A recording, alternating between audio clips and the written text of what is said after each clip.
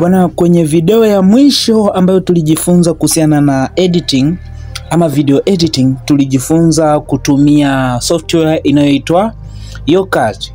Leo nakwenda kufundisha namna ya kutumia CapCut kufanya editing. Ila kabla hatujaendelea na somo la leo, ningependa ufanye kusubscribe, kucomment, kulike na kushare. Hii ni Maisha ya Kisasa na sisi ni Maisha ya Kisasa Technologies. Unaweza kututembelea ofisini, tunapatikana Mbeya, maeneo ya Mbalizi Pipeline. Unaweza kututembelea kama utataka kujifunza zaidi kuhusiana na hivi vitu, lakini moja kwa moja tuingie kwenye somo letu ambalo tunalilenga leo. CapCut imekuwa ni moja kati ya best editing softwares kwa kutumia Android. Yani ndo tunasema, yani ndo editing software inayokuja kwa kasi sana kwenye mambo ya editing kwa kutumia Android, ama ni Android app inayofanya editing to the professional level.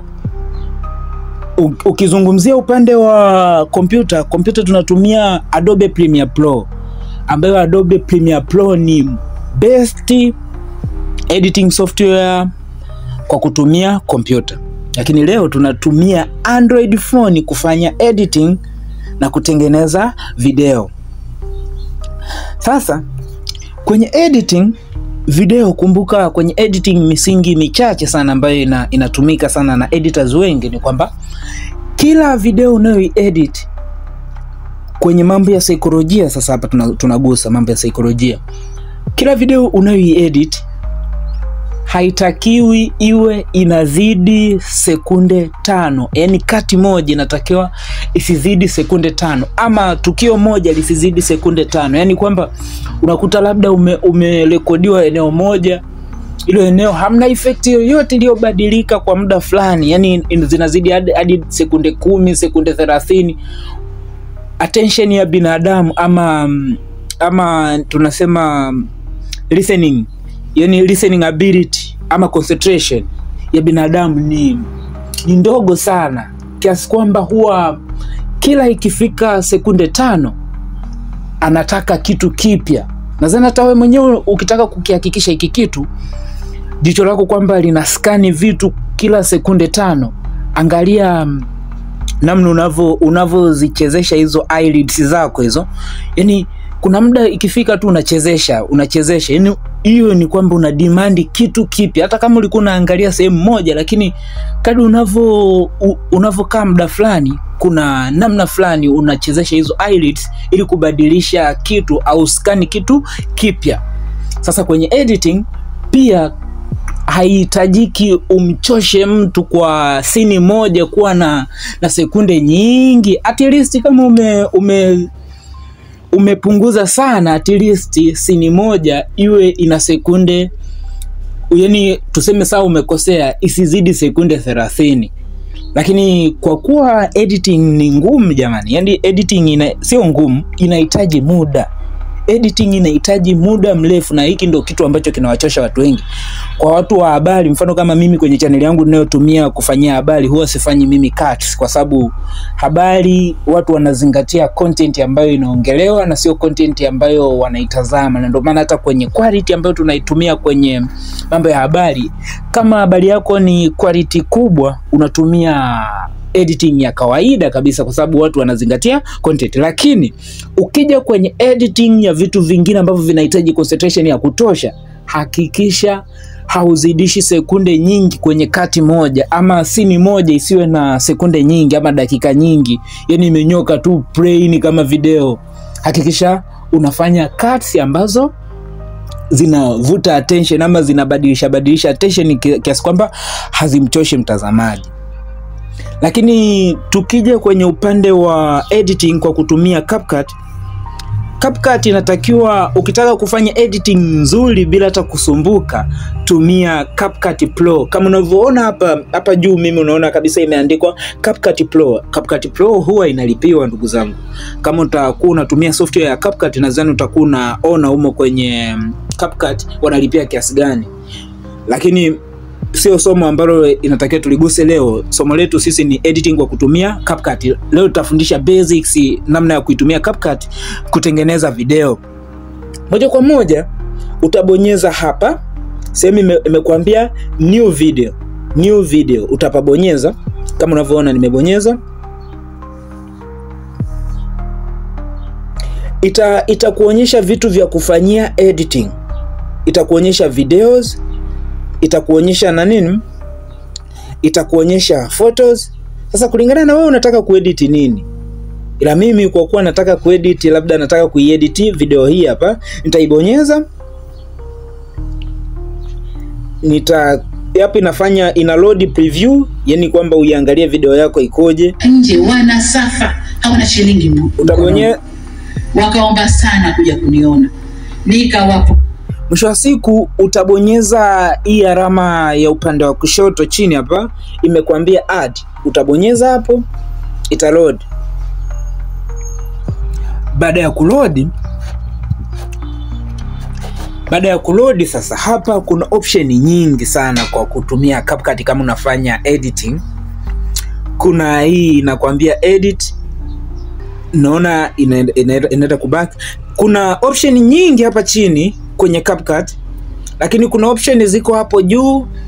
Kuna option nyingine zipo kwenye ribbon ya juu kabisa. Lakini kuna hii hapa inayo kialama cha kuplay iki hapa play. Nje wana safa. Hii unakuwa preview editing zako. Yani una preview editing zako kwa kutumia hiki kitu. Lakini tukianza kuelezea mfano hivi vya alama viwili hivi vinakuwa kama hivi hapa, nitavionyesha kwa kutumia editing. Nitavionyesha hivi hapa hivi. Kimoja kimegeukia kushoto, kingine kimegeukia kulia. Hivi ni kwa ajili kama umeedit umekosea kuedit, unarudisha nyuma. Ama kama ulikosea ukafuta kitu kwa bahati mbaya wakati unafanya editing, unapeleka mbele. Sasa vitu vingine ambavyo ni vya muhimu, tuanze na hivi hapa vya chini hivi. Kuna hii imeandikwa edit. Edit hii inakusaidia kukata. Yani mfano unafanya kwa baadhi ya software tunasema ni trim. Mfano hapa unaona nilivyobonyeza tu edit imekuonyesha yani kufanya edit, unataka kuedit sehemu gani. Kwa mfano unaweza ukabonyeza split hapa, ndio kile kitu ambacho nilikuwa nakwambia lazima ufanye splitting ya scenes zako ili ziwe tofauti. Lakini pia hapa kwenye edit unaweza vinaongezeka vitu kama volume. Kwenye volume hapo unaweza kaongeza volume. Unaongeza volume ya clip yako. Mfano kwa CapCut volume inafikaga mpaka 1000. Unaweza kaiongeza. Hawana shilingi mkononi. Mwisho wa siku kuna animation. Animation hii inafanya kazi kukiwa na mtandao ama ukiwa kwenye internet. Lakini pia kuna effects. Effects pia zina load kukiwa na network. Lakini kuna option ya kudelete. Kwa mfano unataka kudelete, tumekissplit hiki kipande kimoja, unataka kukidelete. Kama umetaka kukidelete utabonyeza tu delete, kinatoka hicho kipande. Kwa sababu gani? Umebonyeza delete. Baada ya hapo tunakuja hapa kwenye option. Kuna option inakwambia mute clip. Mfano hii hapa hii kama unavyoona hiyo kasa yangu ambayo huwa naitumiaga kwenye kufundisha kwenye simu yangu. Mimi nimewekaga kasa ambayo huwa naitumia kwenye kufundisha ili kila sehemu ninayobonyeza mtu awe ana uwezo wa kuona, ama nikirekodi screen mtu awe anaweza kuona, kwa sababu huwa natumiaga hiyo kasa kufundisha. Sasa kuna option nyingine hapa kwenye kuadd audio. Sasa audio unaweza kuadd kwa kutumia option hii hapa ya chini ama hii hapa ya juu hapa. Nilipobonyeza hapo tuna add audio. Sasa kwenye kuadd audio kuna audio una add kwenye extract. Extract ni kwamba umetoa video umeibadilisha kuwa audio ndo unaitumia. Kuna sounds, hizi zipo Sounds unaweza ukaikuta kwenye CapCut huku ama ukaikuta kwenye simu yako. Tukibonyeza hapo sounds, nadhani unaona kwenye sounds hapa kuna sounds, unaona kuna alama ya moto lakini kuna alama ya faili, na maana faili hii inakuonyesha kwamba ni kwenye faili gani unaitoa, ni hizo utatumia extracted au za kwenye device. Za kwenye device mfano mimi sounds ambazo zipo ndo kama hizo hapo. Unaweza ukachagua device yoyote, ukachagua sound yoyote ukaiadi kwenye timeline, mambo yanakaa boom. Tukiachana na hapo kuna hii hapa sound effects. Hii sijajua, hii nadhani sijajua, hii sijaitumia. Lakini kuna record. Hii kwenye kurekodi unaweza ukarekodi hapa kwa kutumia CapCut, ina maana unaiwasha mic kwa kutumia CapCut. Lakini kuna text to audio. Hii unaweka text to audio, lakini kwa lugha ya Kiswahili sijajua kama tayari imekuwa fresh. Lakini kingine kuna issue ya copyright. Unaweza ukaadi copyright kwenye video yako ama kwenye editing zako, yani ili mtu akitokea ameiba unamshtaki kwa haki miliki. Tukitoka hapo kuna text. Hii text inakusaidia kwenye kuadi maneno kwenye video ama caption kwenye video. Mfano hapa ukibonyeza hii unaadi maneno manually. Mfano hapa ngoja tuadi hapa kwenye hii scene moja, tuadi maneno. Unaweza kuona tumeadi, labda tufanye hivi, tunaadi maneno.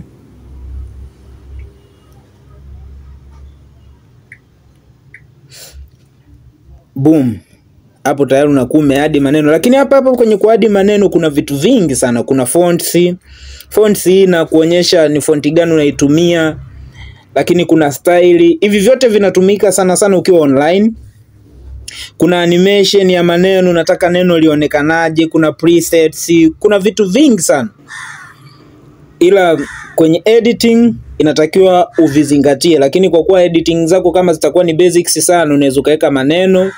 Lakini kingine cha kuzingatia ni color matching. Yani inatakiwa ujue ni rangi gani inaenda na ipi. Si unaweka tu rangi ovyo ovyo, unakuta umeweka rangi ambazo haziingiliani. Kwa mfano kama unataka kuandika rangi nzuri, unaweza kaandika rangi nyeupe kama unavyoona maneno yalivyoandikwa Rais Samia ahutubia taifa. Kama unavyoona hayo maneno ni yani yapo kwenye background nyeupe. Ina maana nyeusi inaendana na nyeupe. Lakini pia nyekundu inaendana na nyeupe. Yani unaweza ukaweka background ikawa nyekundu ukaandika maneno meupe.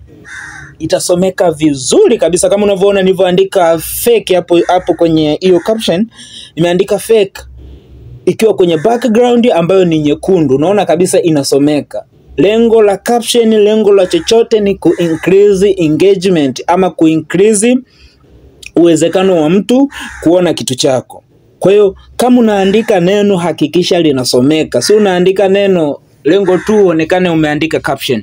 Lakini pia tukitoka hapo kwenye mambo ya maneno, kuna kitu hapa kinaitwa overlay. Ukizungumzia overlay ni kuweka video juu ya video. Yani video juu ya video. Sijui hapo kama tutakuwa tunaelewana. Ngoja tufanye kwanza. Yani unaweka video juu ya video. Yani kwenye timeline fulani unaweka video pale pale. Kwa mfano tuweke hii video kidogo. Hii ni picha. Tuna add.